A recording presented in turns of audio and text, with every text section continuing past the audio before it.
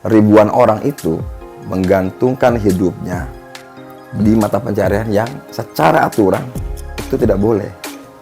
Isu pemekaran di Lebak bagian selatan nggak? Cita-cita daerah otonomi baru untuk meningkatkan pelayanan, meningkatkan kesejahteraan masyarakat bisa tercapai.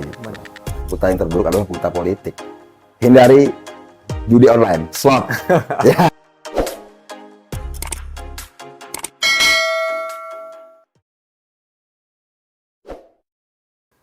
Assalamualaikum warahmatullahi wabarakatuh. Salam sahabat dialog, kembali lagi di channel yang sangat badas ini. Kali ini kita mendatangi seorang tokoh pemuda revolusioner ya, dan visioner, seorang pengusaha yang karirnya sangat melejit, dan hari ini beliau ingin terjun dan ingin belajar lebih banyak di masyarakat. Karena itu kita ingin datangi beliau dan kita ingin pertanyakan kembali apa sih tujuan beliau begitu kan, sehingga ingin terjun di dunia politik dan juga mendaftarkan diri sebagai calon legislatif di Provinsi Banten, Dapil Kabupaten Lebak. Mungkin langsung kita tanya saja, Kang Rahmat, apa kabar? Baik, alhamdulillah. Bung Ari ya. Aktivitas lancar ya, Kang ya? Alhamdulillah sehat-sehat. Gimana kesibukan hari-hari ini? Alhamdulillah selalu berjalan dengan baik dan sesuai dengan rencana. Adapun hal-hal kecil mah sudah biasa ya, hidup itu pasti selalu ada masalah dan selalu ada solusi. Pasti itu, Iya. solusi itu. Karena ketentuannya kalau ada masalah ada solusi begitu. Kuludain daun gitu ya. Setiap ada penyakit pasti ada obatnya. Ada obatnya. Kang Rahmat benar ya, hari ini mencalonkan diri sebagai calon legislatif di DPRD Provinsi Banten, Dapil Kabupaten Lebak. Betul sekali. Dapil 10 Kabupaten Lebak. Kabupaten Lebak. Berarti itu satu kabupaten. Satu kabupaten, 28 kecamatan, 28 345 desa, 3.995 TPS. Sudah hafal sekarang. Luar biasa Karena sekali. banyak masukan dari tim jadi hafal gitu. Timnya sudah mulai bergerak. Insya Allah selalu langsam dan mulai masuk gigi. Gigi berapa ini? Udah masuk gigi 2 ini. Kalau sudah gigi 4 nanti nggak boleh kendor lagi.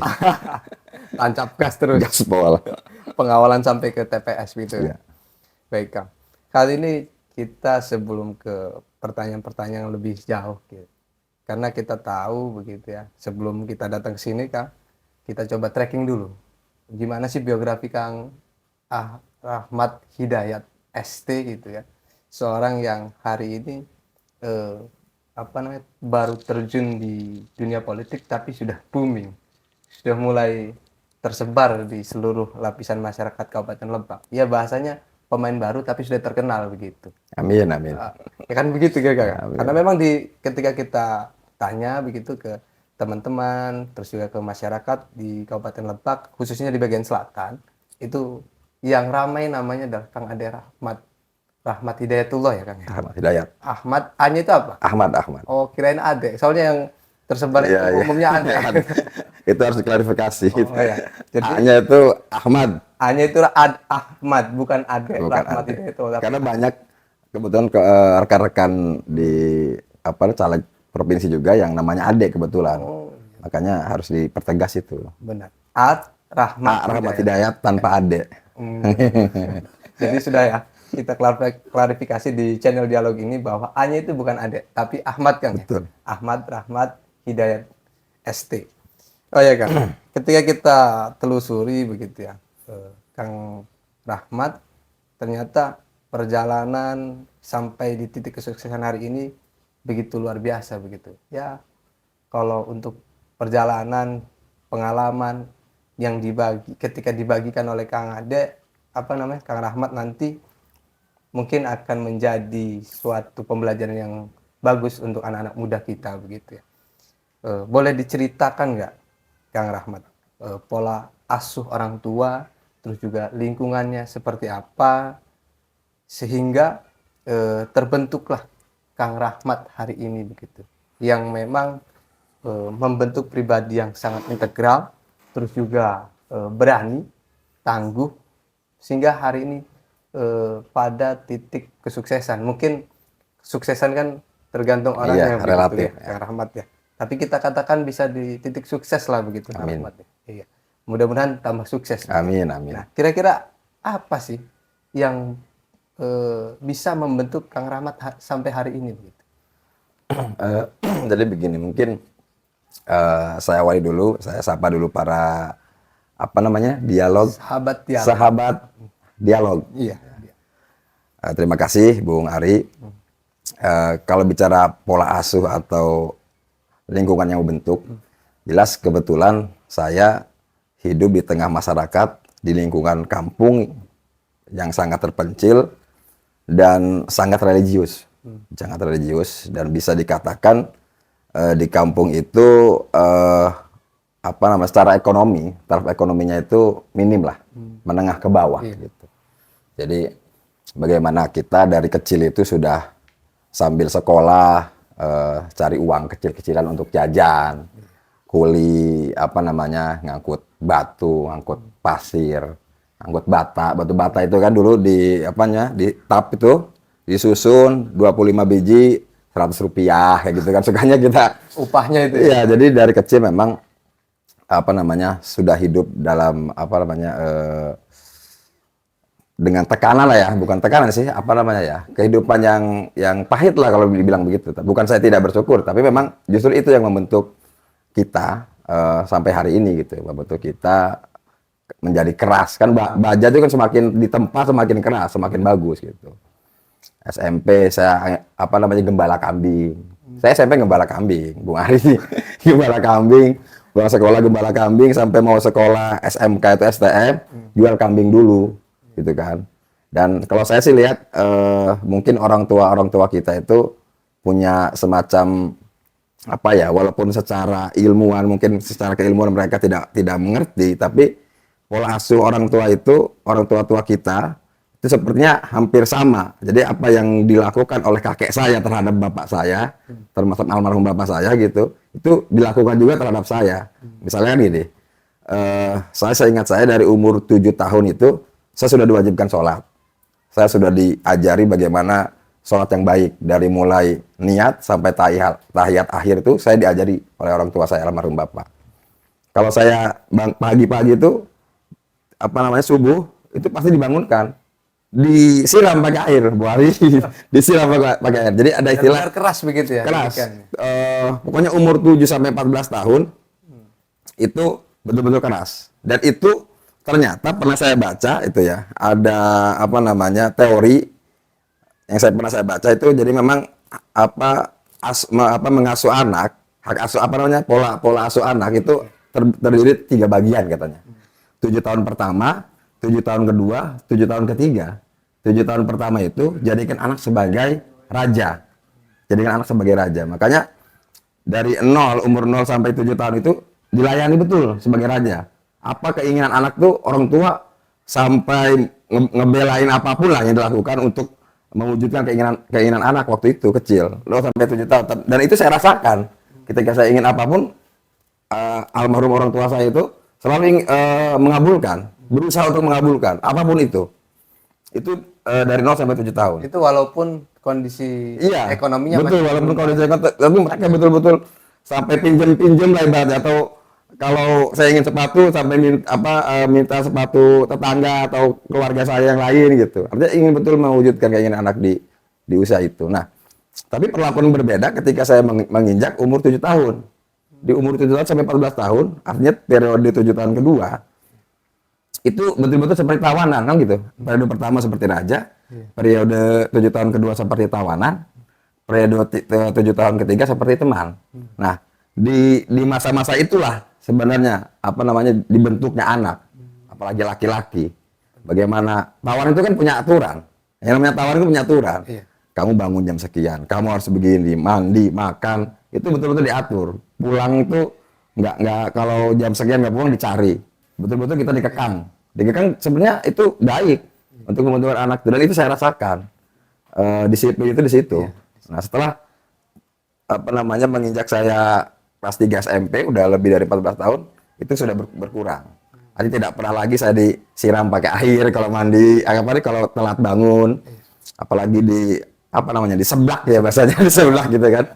Dan itu waktu masih umur 14 itu sering saya ngaji harus bisa di seblak gitu kan. Tapi setelah dewasa enggak. Jadi kan sebagai teman.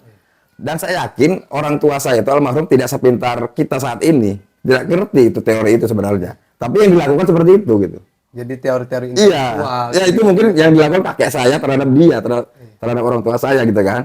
Nah itu diterapkan juga ke anaknya. Dan setelah saya baca teori, oh ternyata ada teorinya. Makanya saya hari ini memperlakukan itu terhadap anak-anak saya. Kebetulan anak saya 3 laki-laki semua, ya seperti itu. Yang besar ini udah habis sama saya ditawan terus gitu. Jadi Kang Rahmat ini lahir bukan dari keluarga yang punya Bukan, gitu ya. bukan Om.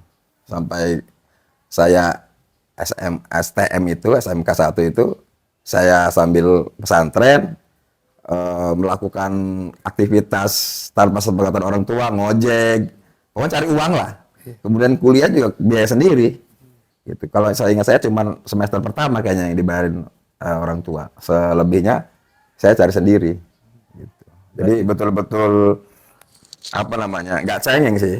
Makanya hari ini ketika menemukan masalah apapun, saya kayaknya ringan, nggak ada masalah yang berat, itu nggak ada.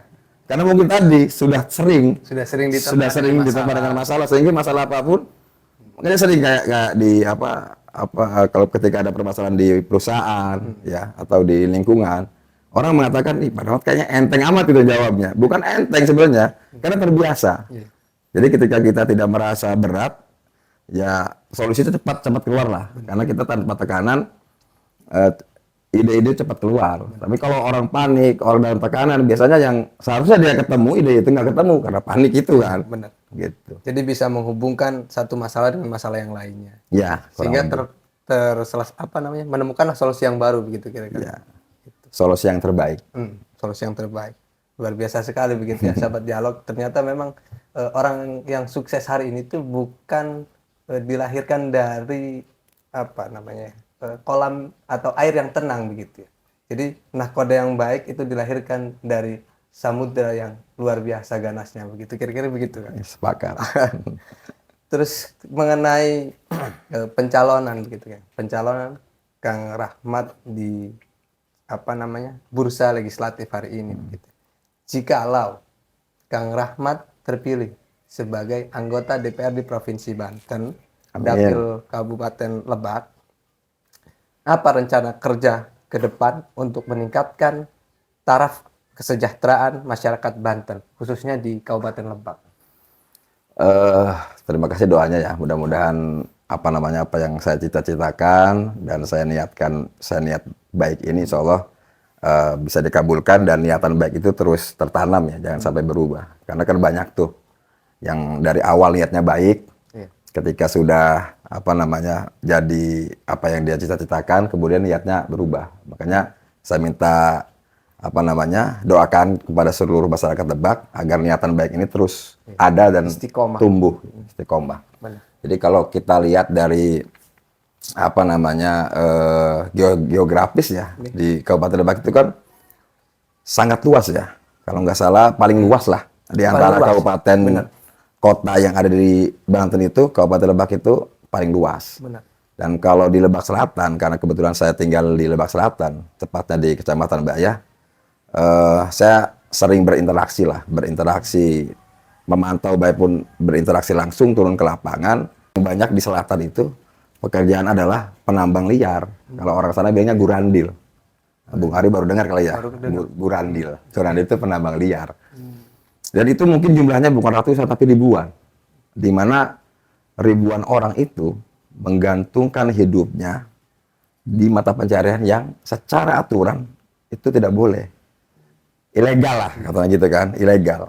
Karena alasannya merusak alam.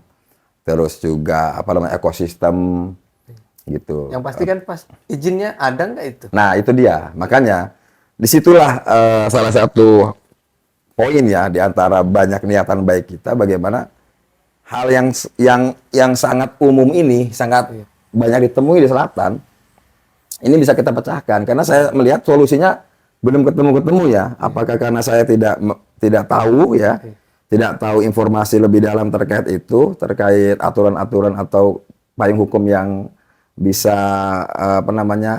melindungi mereka untuk melakukan aktivitas itu. Tapi setahu saya memang sering terjadi itu. Kayak semacam penangkapan para penambang liar atau pengelola emas kecil-kecilan sebenarnya. Karena dilema ya, kalau mereka tidak melakukan itu ya nggak makan.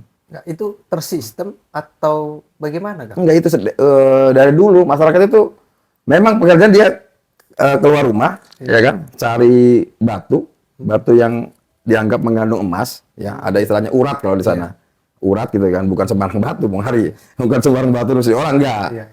Itu aktivitas mereka, kemudian mereka membawa batu-batu yang dianggap ada kandungan emasnya itu, kemudian diolah di rumahnya.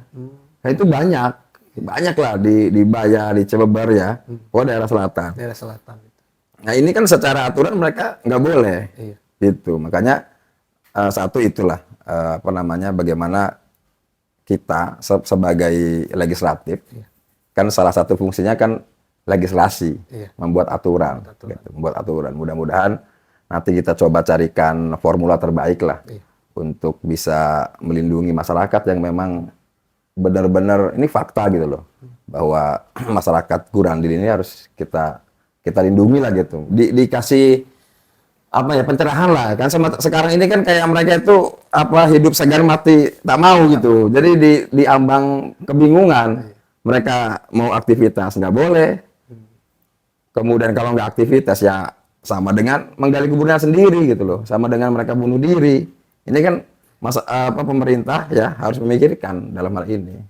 Lapangan pekerjaan di sana itu apa yang paling tinggi? Yang paling tinggi kayaknya perkebunan dan pertanian. Tapi di sana sih masyarakatnya sih banyak kreatif ya. Karena tadi banyak komoditi selain tadi kandungan-kandungan mineral ya, bukan hanya emas, ada batu bara, ada galena, ada pasir kuarsa juga gitu ya. Banyak lah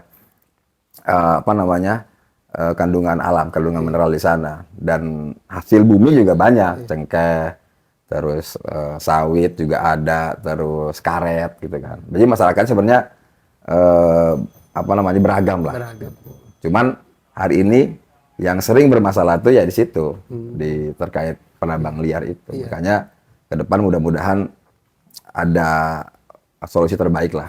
Iya, memang itu harus disegerakan diberikan payung hukum sih kan. Betul. Karena kalau enggak nanti khawatir sewaktu-waktu ada yang bermasalah dan sebagainya. Iya. Kan? Dan masyarakat kecil itu mungkin saya dalam kesempatan kali inilah ingin menyuarakan keresahan masyarakat kecil. Dan ini bahasa ini sudah betul-betul umum di masyarakat kecil. Jadi begini, kami ingin cari makan sendiri dilarang-larang. Gitu loh, dilarang-larang, dikejar-kejar. Sementara investor asing, ini masyarakat kecil ya. Iya. Mudah-mudahan ini didengar juga oleh para elit dan penguasa di sana gitu, pemerintah. Sementara investor asing datang mengeksplorasi besar-besaran, ya kan? Kalau bicara kerusakan alam jelas terlihat gitu kan. Mereka dibiarkan. Gitu. Sementara masyarakat kecil yang hanya untuk memenuhi kebutuhan perutnya sendiri saja dikejar-kejar gitu. Bukan untuk bikin rumah atau beli helikopter mereka itu, bukan. Tapi untuk makan dan untuk bagaimana anaknya bisa sekolah, menghidupi keluarga. Nah, itu masyarakat kecil di selatan seperti itu. Untuk khususnya daerah tambang seperti itu. Kami masyarakat kecil dikejar-kejar sementara yang besar-besar malah dilindungi, seolah-olah itu ada kecemburuan. Sangat, itu tinggal menunggu bom waktu, bukan kita mengancam atau memprovokasi ya, bukan. Tapi betul ini akan jadi bom waktu jika dibiarkan. Kan bisa juga diatur, misalkan gini, alasan mereka keselamatan kerja, kan bisa diatur. Misalkan ukuran lubang, kalau sana lubang itu buat digali dia. Ukuran lubangnya ada standarisasi, terus peralatannya ada standarisasi, terus setek kayu, penyangga di dalam lubangnya ada standar kayunya harus bagaimana, ukurannya bagaimana. Kemudian pekerjanya misalkan harus pakai helm, harus pakai APD lengkap misalkan ya. Terus tercover di BPJS Ketenagakerjaan misalkan. Benar. Itu yang paling penting. Nah, hal-hal itu kan sebenarnya kalau kita lakukan pendidikan ke masyarakat ya kan. Sebenarnya masyarakat akan bisa mengikuti. Benar. Harus ada pencerahan semacam itu. Kalau pemerintah mau Dan harus ada keseriusan, ada yang fokus terkait hal itu, menangani hal itu. Tapi ya lagi-lagi kita nantilah lihat nanti kalau nanti saya insya Allah terpilih, ketika ada celah-celah di situ, saya mengajak kawan-kawan mungkin di dewan teman-teman di dewan yang lain, bagaimana sih memikirkan hal itu. Jangan-jangan mereka sebenarnya sudah memikirkan itu, cuman saya nggak tahu gitu kan. Jangan-jangan mereka sudah lebih dulu memikirkan hal itu. Tapi nggak ada salahnya kan kita kaji ulang, kita cari solusi lah yang terbaik begitu. Kalau terkait isu pemekaran di Lebak bagian selatan, Kang Rahmat ini posisinya mendukung atau tidak? Atau sangat mendukung. Itu sudah keniscayaan menurut saya kan. Tadi sudah saya bilang bahwa luas wilayah saja sudah orang Bayah itu orang selatan. Kalau untuk ke ibu kotanya, ke bupati ya, ke bupati atau kantor dewan, istilahnya pelayanan publik tingkat kabupaten, itu jaraknya bisa 3 jam, 100 kilo lebih, 120 kilometer. Itu jauh sekali. Nah makanya kan kalau di Pekar itu kan peningkatan pelayanan juga Lumayan. lebih dekat, lebih bagus kan gitu. Dan saya sangat mendukung hal itu. Enggak, tadi terkait ketika masyarakat Lebak bagian selatan itu mau meminta pelayanan publik di pusat kota, jaraknya 3 jam. 3 jam. Itu kalau punya kendaraan sendiri. Iya. Kalau enggak, Kalau sekarang sih sebenarnya 3 jam udah pasti sampai. Karena jalannya agak bagus. enggak, pertanyaannya kalau misalkan enggak punya kendaraan sendiri gimana? Ada angkutan umum? Ada banyak. Banyak Bung Ari. Itu Bayah bukan daerah yang terisolir, bukan, tenang aja. Ada travel juga, ada. Travelnya ber-AC lagi. Khawatir kan karena tidak terjangkau terlalu jauh kan itu jaraknya. Khawatir tidak ada pelayanan publik yang memang banyak angkutan publik banyak. Dan saya pikir suatu yang diharuskan. Apapun itu. Kalau dulu kan bahasanya Cilangkahan ya. Pemekaran daerah otonomi baru Cilangkahan, Kabupaten Cilangkahan kalau dulu. Yang sering di ini. Apapun itu namanya. Walaupun sekarang ada yang beredar lagi Kabupaten Lebak Selatan. Ada yang bilang Banten Selatan lah, apapun itulah. Ya, pasti bagaimana caranya itu terwujud dan cita-cita daerah otonomi baru untuk meningkatkan pelayanan, meningkatkan kesejahteraan masyarakat bisa tercapai gitu. Dan kalau misalkan mendukung kalau Kang Rahmat terpilih jadi dewan di Provinsi Banten, langkah apa yang akan dilakukan Kang Rahmat? Yang pasti kan kita lihat regulasi ya. Kita setahu saya secara pribadi itu tahun berapa ya, masa akhir jabatannya SBY ya, waktu itu menterinya Pak Gamawan Fauji, Menteri Dalam Negerinya, itu kan dia yang ada aturan moratorium itu.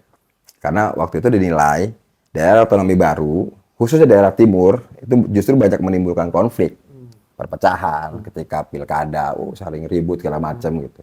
Jadi tujuan utama pembentukan daerah otonomi baru tidak tercapai menurut orang-orang saat itulah ya, para petinggi saat itu.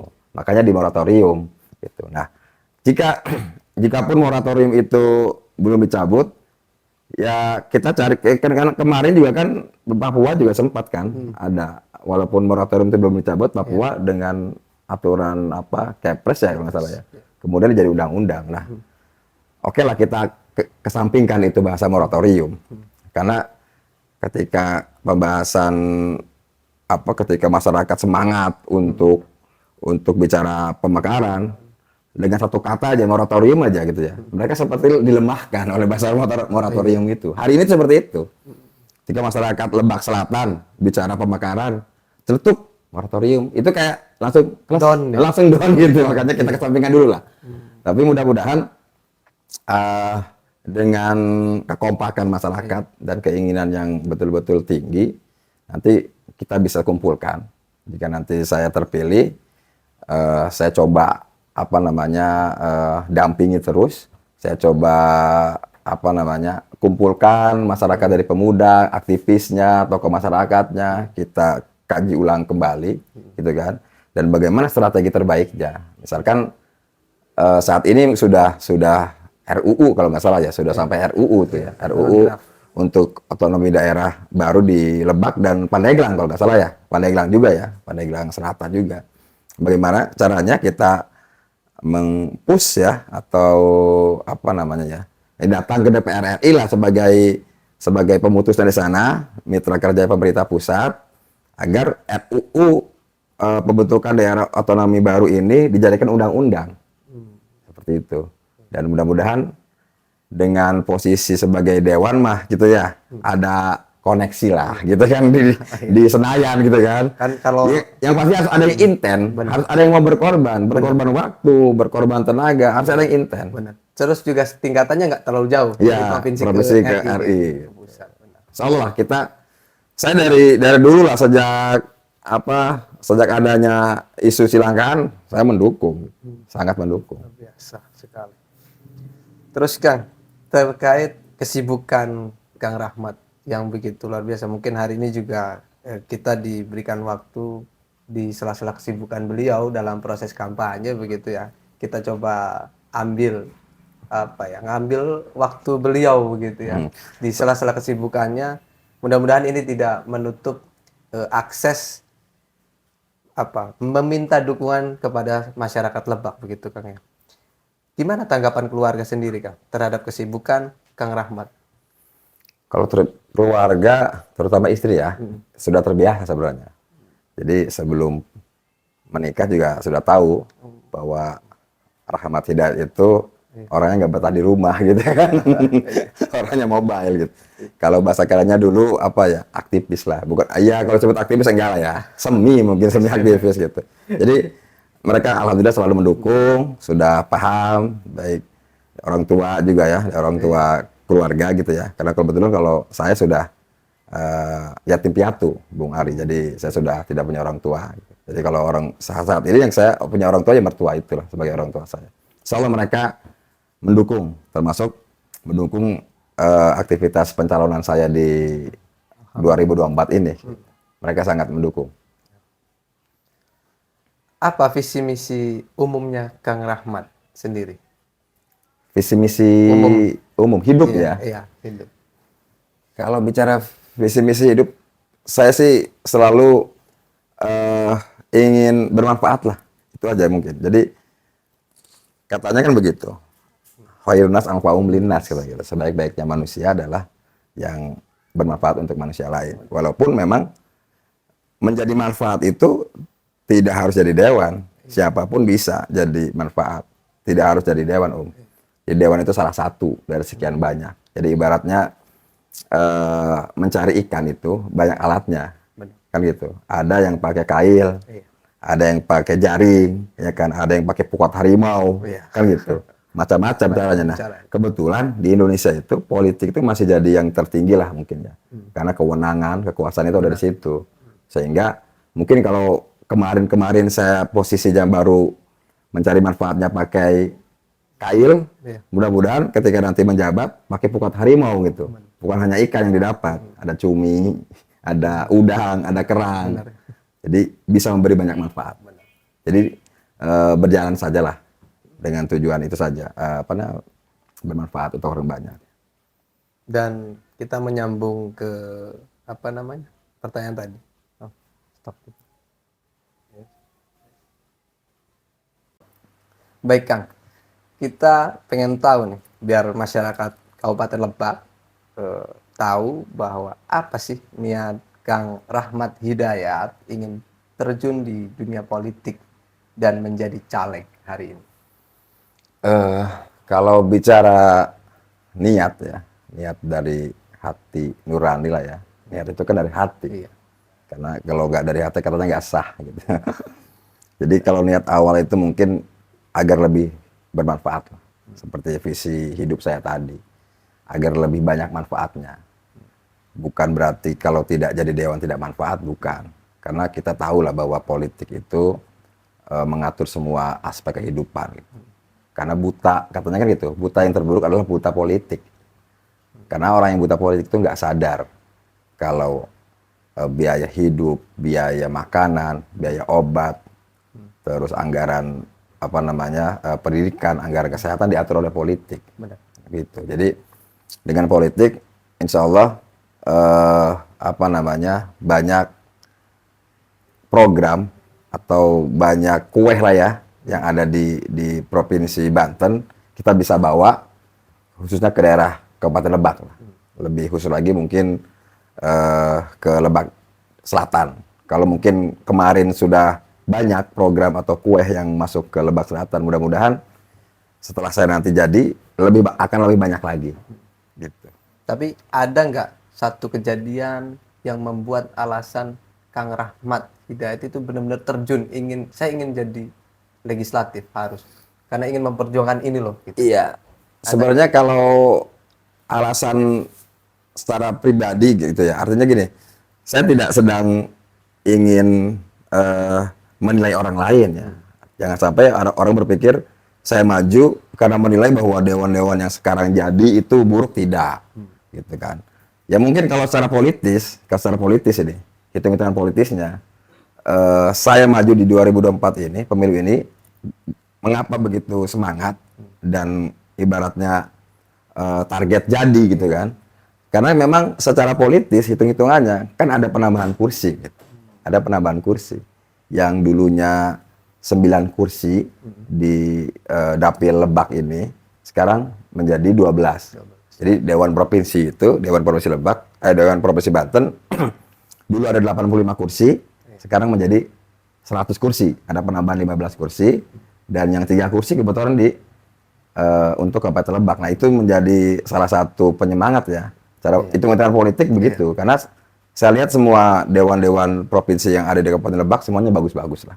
Artinya saya doakan mereka senior-senior kita ini jadi lagi yang 9 orang ini, kemudian saya bisa menemani mereka. Ada tambahan baru. Iya, menemani mereka untuk sama-sama memperjuangkan kesejahteraan masyarakat Lebak lah, meningkatkan kesejahteraan masyarakat Lebak.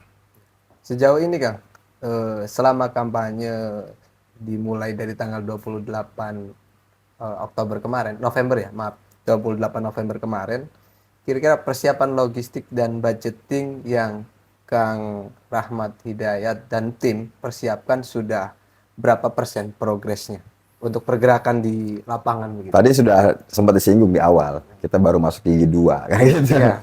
Artinya kalau bicara gigi itu rata-rata kan kalau kendaraan rata-rata 4 lah ya, kalau motor, artinya baru 50%. Dan ketika sudah masuk gigi 4, sudah nggak ada istilah ngerem lagi tuh, harus ngebut terus gitu. Tapi kalau bicara budgeting, mungkin nggak bagus juga kita bicara hari ini. Yang pasti gini, saya sudah bertanya kepada senior-senior saya yang sudah jadi dewan provinsi. Ibarat, kan kalau harus bertanya itu harus kepada orang yang pernah, kan gitu. Misalkan saya bertanya, kalau mau ke Jakarta itu bagaimana atau lewat mana, itu kan harus kepada orang yang pernah ke Jakarta, kan gitu. Jadi saya sudah nanya ke mereka yang sudah pernah ke Jakarta, oh ke Jakarta itu lewatnya sini, belok sini, terus bensinnya habis sekian, kan gitu. Kemudian etolnya habis sekian. Nah setelah bertanya, baru saya berhitung, oh kayaknya saya tahu jalan itu. Dan kayaknya juga bensin saya cukup mudah-mudahan, kan gitu. Etol saya, ya nantilah cukup gitu. Jadi saya sudah bertanya tentang hal itu. Insya Allah standarisasi lah ya. Standarisasi untuk ke Jakarta itu. Kalau saya bicara istilah gitu ya, sudah saya perhitungkan gitu. Artinya untuk menjadi dewan provinsi itu, saya sudah bertanya kepada yang pernah jadi dewan provinsi dan pertanyaan saya itu jawabannya hampir sama. Budgetnya hampir sama. Gitu. Dan lagi-lagi nggak elok lah kalau diucapkan. Gitu. Kan tadi dengan luas wilayah Kabupaten Lebak begitu ya.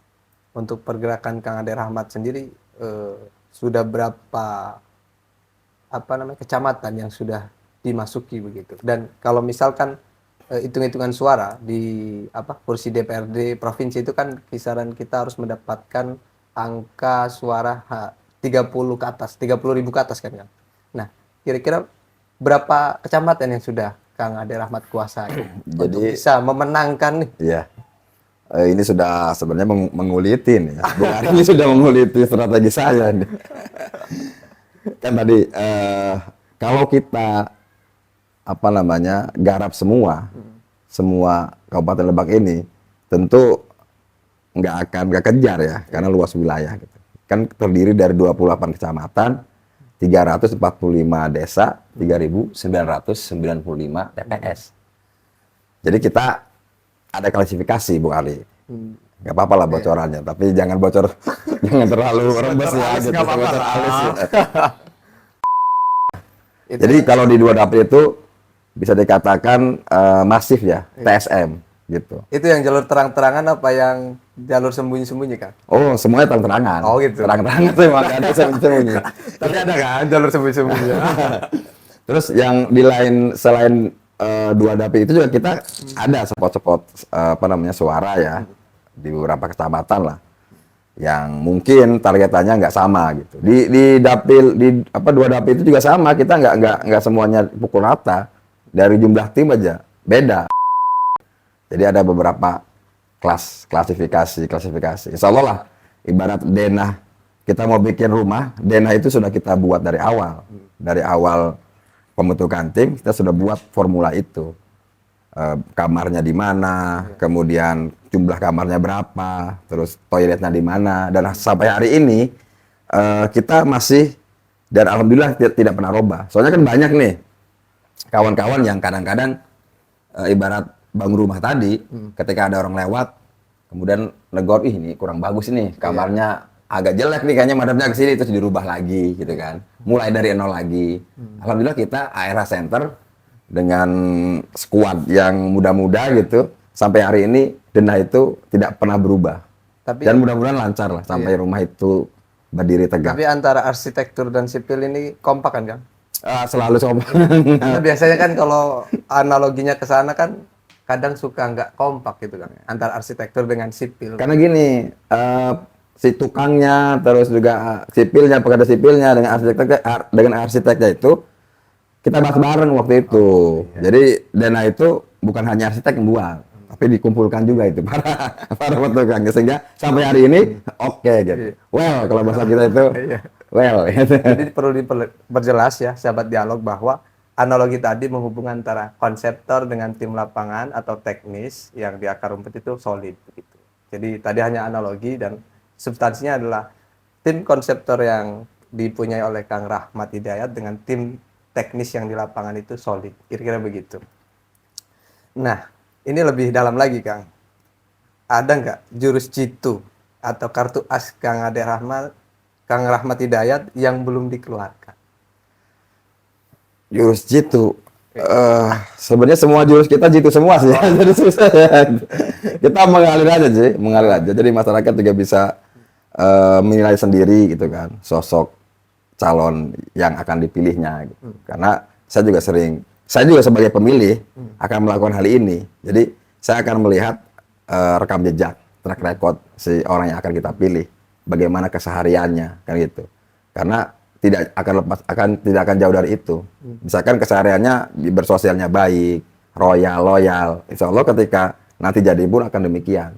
Pun sebaliknya, ketika kesehariannya dia tidak bersosial, terus dalam tanda kutip pelit misalkan gitu kan, ya kalau sedang proses pencalonan semua juga baik kan gitu, atau pura-pura baik. Pencitraan. Iya, pencitraan. Tapi ketika jadi nanti, ketika terpilih, dia akan kembali lagi ke habitat aslinya. Itu menurut saya gitu kan.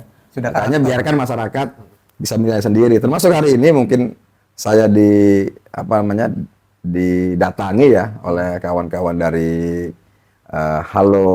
dialog gue dialog gitu kan. Biarkan masyarakat menilai sendiri. Inilah saya, inilah apa adanya saya yang hari ini mencoba mengambil salah satu kursi baru itu, kebetulan di Partai Nasdem. Boleh ya saya bicara Partai Nasdem nih. Nomor urut 2 provinsi. Mudah-mudahan masyarakat Lebak juga semuanya ingin mencoba gitu kan, anak muda baru nih ya, mengambil salah satu kursi itu gitu. Udah masuk kampanye berarti. Baik, Kang. Ini pertanyaan terakhir, Kang. Spill dong, Kang, kiat-kiat sukses Kang Rahmat Hidayat hingga mencapai titik karir sekarang ini. Ya, walaupun Sekarang mungkin masih calon dewan begitu, belum dewan begitu kan ya. Mudah-mudahan nanti pada pemilu 2024 ya banyak masyarakat Kabupaten Lebak menitipkan aspirasinya, terus juga harapan-harapannya kepada Kang Rahmat Hidayat. Spill. Iya. Jadi quotes Kiat-kiat ya. sukses. Kiat-kiat Iya. sukses. Untuk kaum muda lah ya. Iya, jadi saya nggak akan ngomong orang lain, saya bicara diri sendiri gitu. Kalau saya sih biasanya saya melakukan apa yang memang bisa dilakukan hari ini. Gitu. Jangan terlalu banyak ngelamun lah gitu. Terus banyak berinteraksi, gitu kan. Saya punya patokan dalam satu hari itu minimal 4 jam kita berkomunikasi dengan orang lain.